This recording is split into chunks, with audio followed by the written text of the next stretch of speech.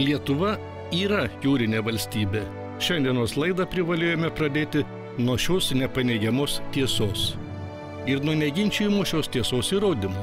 Jau 54 kartą mūsų uostamiestyje vykusios jūros šventės.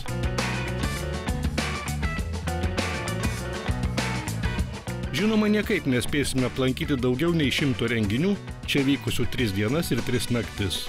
Bet pradžia buvo tokia – teatralizuota eisena, jūros šventė ateina į miestą. O dar gerokai prieš ją virš Klaipėdos rotušės iškilo ryškiai geltona vėliava, papuošta mėlynų karūnos ženklu.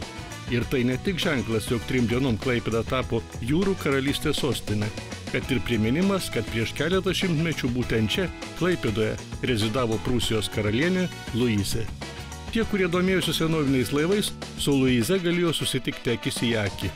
Ji, kaip ir kiti istoriniai personažai, atgijo prie krantinių, kur uostamiesčio svečiai iš arti darsi galėjo pamatyti kuterius, irklinius laivus, lietuviškusius kurėnus ir net Astrachanės Budarką. Taip pat iš jūrų vėplio odos ir maumedžio pastatyta Čiukčių baidarė.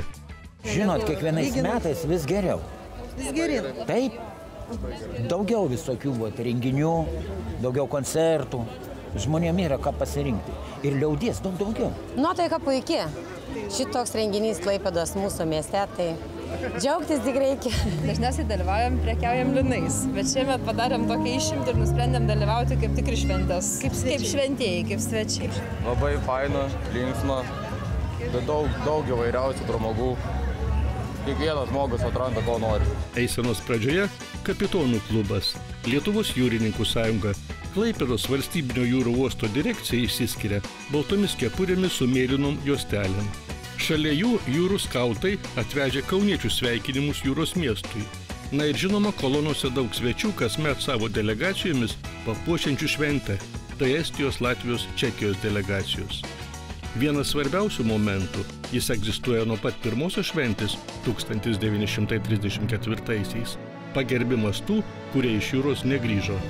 Nuleisti vainikų jūrą šiemet plukdė karo laivai Aukštaitis, Šakiai, laivas Venus S. Iš viso pagerbimo flotilėje dalyvavo 25 laivai. Skambėjo visi Klaipėdos varpai. Tiesiog yra smagu, kad vyksta tokios šventės ir tiesiog malonu, kad susirenka žmonės iš visos Lietuvos suvažiuoja ir kad vis tiek jūra yra jūra. Geros nuotaikos, puikios nuotaikos suvažiuoja iš kitų miestų ir draugai ir giminės yra buvę, labai patiko.